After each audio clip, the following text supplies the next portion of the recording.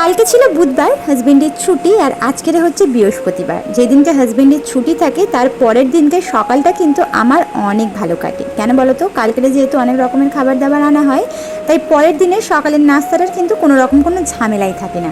তো সেটাই হচ্ছে আজকের দিনটা, যেটা হচ্ছে বৃহস্পতিবার। তো সকালবেলায় উঠে কালকের যা যা খাবার দাবার উনি নিয়ে এসেছেন সেগুলো দিয়েই নাস্তাটা করা। তো কালকে ব্রাউন ব্রেড নিয়ে এসেছিল, তো সেই ব্রেডটাকে একটু হালকা করে সেঁকে নিলাম, আর সেই সাথে লিকার চা, কারণ এখন তো আর দুধ চা খাওয়া হচ্ছে না, লিকার চাটাই সকালবেলায় খাওয়া হচ্ছে। আর নিয়ে এসেছিলো মিষ্টি, তো সেই মিষ্টি আর সাথে একটুখানি ব্রেডের মধ্যে বাটার দিয়ে দিলাম, দিয়ে কিন্তু এখানে সকালের নাস্তাটা করে নেব। উনি কাজে বেরিয়ে যাওয়ার পরে কিন্তু আমি টুকটুক করে সমস্ত সংসারের কাজকর্মগুলো সেরে। তো এখানে তিনজনের জন্য চা রুটি করে নিলাম, আমি, মা এবং হাজবেন্ড। তো তারপরে আমরা খাওয়া দাওয়া সেরে নেব, তারপর ওনার জন্য একটু ছাতুও করে নেব। তো কদিন আগে এক দিদিভাই আমার কাছে জানতে চেয়েছিল যে আমি ছাতুটা কিভাবে বানিয়েছি। সিম্পলি যেভাবে ছাতু বানানো হয় সেভাবেই বানিয়ে থাকি, তবে সকালবেলা হাজবেন্ডকে যেটা করে দিই ওনাকে কিন্তু তেমন একটা কিছুই দিই না, শুধু স্বাদ মতো লবণ, একটুখানি চিনি, আর একটুখানি জিরের গুঁড়ো, আর একটুখানি লেবুর রস, ব্যাস এই চারটে উপকরণ দিয়েই ওনাকে সকালে ছাতুটা আমি বানিয়ে দিয়ে থাকি। কারণ সকালবেলা কাঁচা পেঁয়াজ আর কাঁচা মরিচ খেলে ওনার অ্যাসিডিটির সমস্যা আছে, সেই জন্য। তবে বেলার দিকে আমি বা মা দুজনের জন্য যদি করে থাকি সেক্ষেত্রে সব কিছুই দিয়ে দেয়। গত ব্লগে রোহিত বেগ আইডি থেকে এক দিদিভাই আমাকে কমেন্ট করেছিল, তুমি কি নিজে বাজারে গিয়ে বাজার করো?